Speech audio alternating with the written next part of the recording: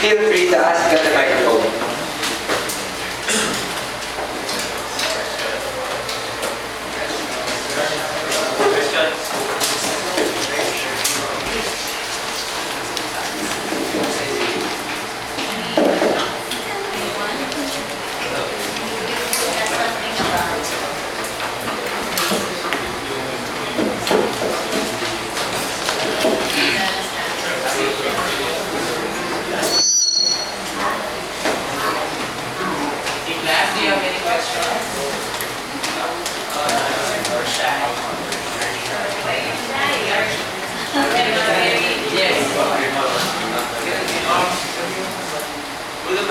As a citizen of this country, what do you contribute to our society?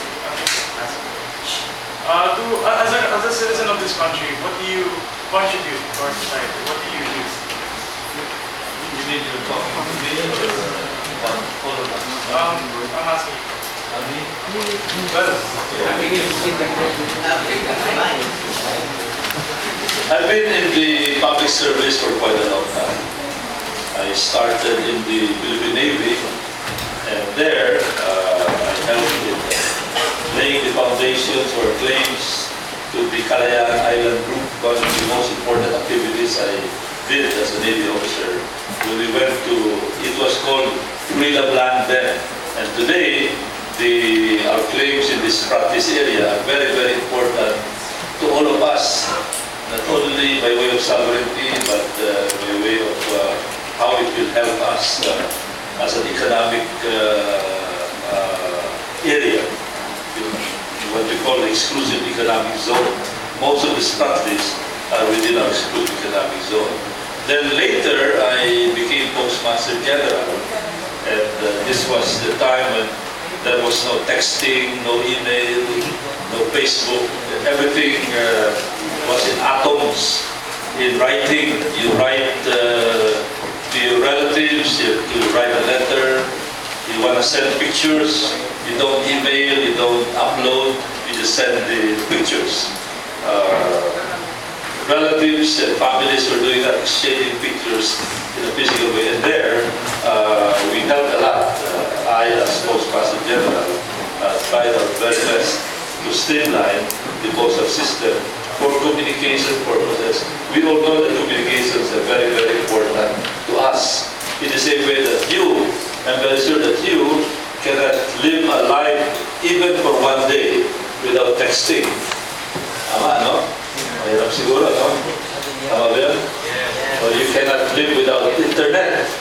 Can you imagine life without internet?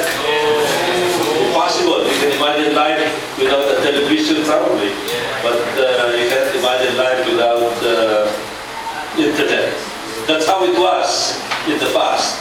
Without the post office, life was also impossible during those times without the post office. And now I'm in Congress. I'm a congressman. I've been a congressman since 1992. There was a 3-year break when I served as National Security Advisor to oversee our national security. But as a congressman, I have participated in overseeing how government agencies are being run, pointing out some defects and altering some laws. And one of the laws that I'm very proud to mention is the Climate Change Act of 2009. I'm the principal author. It is my contribution to how we are going to handle the challenge of climate change. I'm sure that climate change is being discussed here in the Salle, especially for you, because that is your future. There are so many challenges ahead of us because of the risks that mankind may be facing because of climate change. May I also add that one of my advocacies is energy, power, principally solar power. Again, energy is going to be very important. It's important now. It's going to be more important in the future because of fossil fuel running out and fossil fuel causing a lot of carbon emissions and wrecking our environment. So doon papasok yung solar power. That's my little contribution to mankind.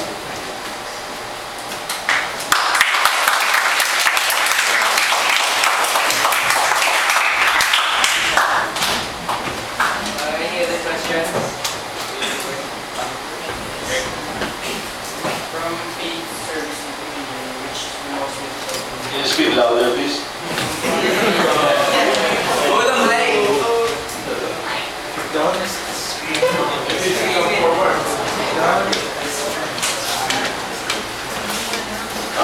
From faith, service, and communion, which is the most difficult to live out? Well, these three are really interrelated.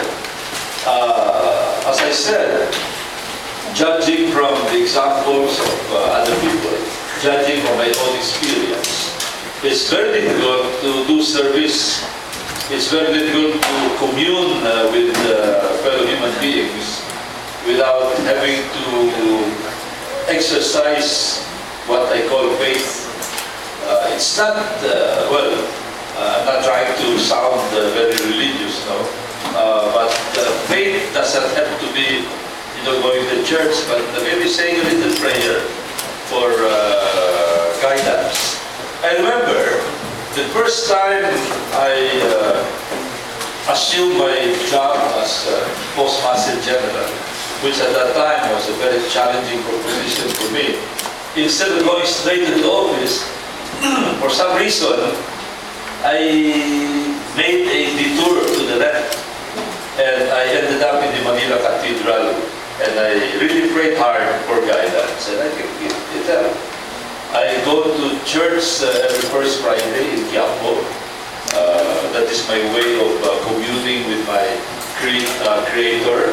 That is my way of thanking Him for all the blessings, and that's my way of asking also for maybe additional blessings for me, my family, and everybody.